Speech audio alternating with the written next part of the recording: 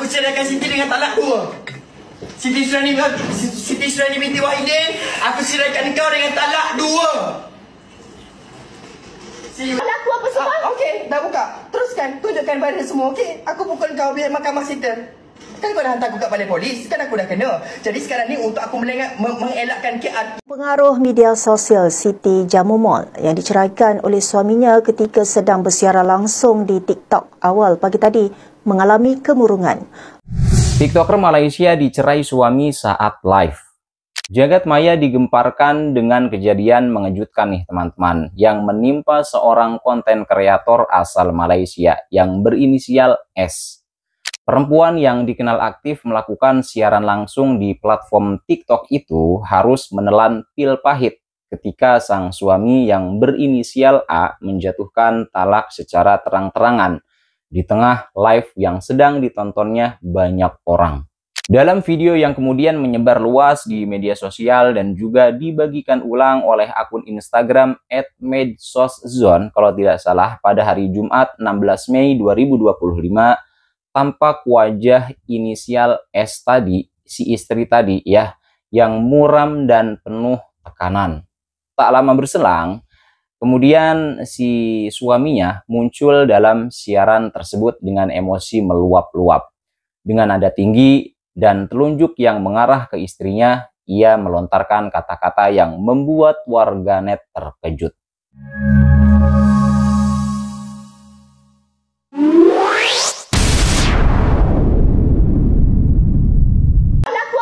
Okey, dah buka. Teruskan, tunjukkan pada semua. Okey, aku pukul kau biar mahkamah sitter.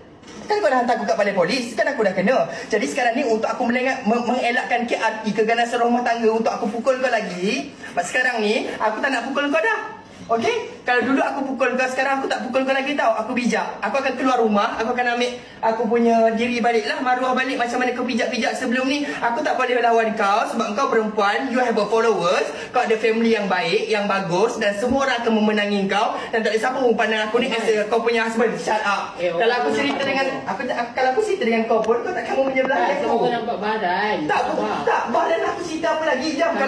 Jam, badan aku pukul dia dah report pergi balai polis, right? Boleh sabar tak? Cerita dia panggil aku cakap. Aku tak pernah cakap macam ni. Sabar. Selama ni aku tak pernah cakap macam ni. Bagi aku cakap pula. Fair tak? Boleh tak aku cakap sekarang ni? Aku tak pernah cakap selama ni aku jadi husband. Aku tak pernah cakap macam ni. Macam mana aku terkongkong? Apa yang mana aku diikat? Kau nak aku buka semua ke? Macam mana abang kau fair dengan aku? Macam mana aku kena fair dengan kau? Takkan malam ni aku main dengan kau, pagi esok aku nak main dengan abang kau? Apa benda? Apa benda kau tahu kan? Aku tak perlu cerita dekat engkau. Dalam-dalam aku tak perlu cerita. Otak kau okey ke tak? Sebabkan dadah ke kau jadi macam ni? Sebab dadah pula. Teruskan. Buka semua. Fair, aku ceraikan Siti dengan talak 2. Siti Surani binti Wahidin, aku ceraikan kau dengan talak 2. See you in court. Tunjuk semua video. Fair, aku ceraikan Siti dengan talak 2. Siti Surani binti Wahidin, aku ceraikan kau dengan talak 2. See you in court. Aku orang kampung, sanggup dipijak. But now aku tak boleh diam. Sekali lagi saksi semua. Siti Surani binti Wahidin, aku ceraikan kau dengan talak 2. Diam dulu. Jangan menggigit.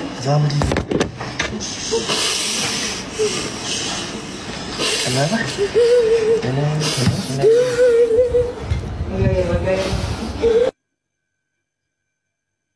Pengaruh media sosial Siti Jamumol yang diceraikan oleh suaminya ketika sedang bersiaran langsung di TikTok awal pagi tadi mengalami kemurungan. Menerusi satu perkongsian terbaru, beliau yang sedang hamil memerlukan sokongan selepas diceraikan secara spontan oleh suaminya, Khairul Aiman Abdul Kudus. Siti Jamumol atau nama sebenarnya Siti Surani Wahidin berusia 26 tahun turut mengalami kegelisahan. Siti memaklumkan dia belum bersedia untuk menjawab sebarang pertanyaan yang ingin dikemukakan sambil memohon maaf kepada mereka yang cuba menghubunginya. Menerusi video itu juga dia kelihatan sebab dan lemah sambil dipeluk erat oleh seorang individu yang cuba menenangkan dirinya. Ruangan komen pengikutnya ramai yang menitipkan doa dan kata-kata semangat buat Siti agar terus tabah dan kuat menghadapi ujian yang melanda. Media hari ini melaporkan ribuan pengikut yang sedang mengikuti secara langsung pepengaruh itu terkejut selepas Aiman melafazkan kata-kata Siti Suryani binti Wahidin, "Aku ceraikan kau dengan talak 2 sebanyak 3 kali." Perkahwinan Siti dengan Aiman berlangsung di Satun, Thailand pada 1 Jun tahun lalu. Pasangan terbabit sebelum ini pernah bercerai dan hadir ke Mahkamah Rendah Syariah Shah Alam pada 6 Mei lalu, namun mereka mengambil keputusan untuk kembali rujuk dalam tempoh kurang 24 jam selepas pengesahan lafaz cerai dibuat. Keterangan pada unggahan tersebut menyebutkan bahwa sebelumnya pasangan ini terlibat adu argumen yang cukup panas. Namun, meski tensi meningkat, si inisial S tadi, si istri tadi, tidak menghentikan siaran langsungnya. Tampaknya ia sengaja membiarkan momen tersebut disaksikan publik. Ya, mungkin ini karena shock atau apa gitu ya, sehingga dia tidak sempat untuk mematikan live-nya. Kisah rumah tangga inisial S dan A sendiri rupanya memang tak mulus ya. Beberapa sumber menyebutkan bahwa mereka baru saja kembali rujuk setelah sempat berpisah. Namun sayangnya konflik kembali memuncak hanya dalam hitungan hari.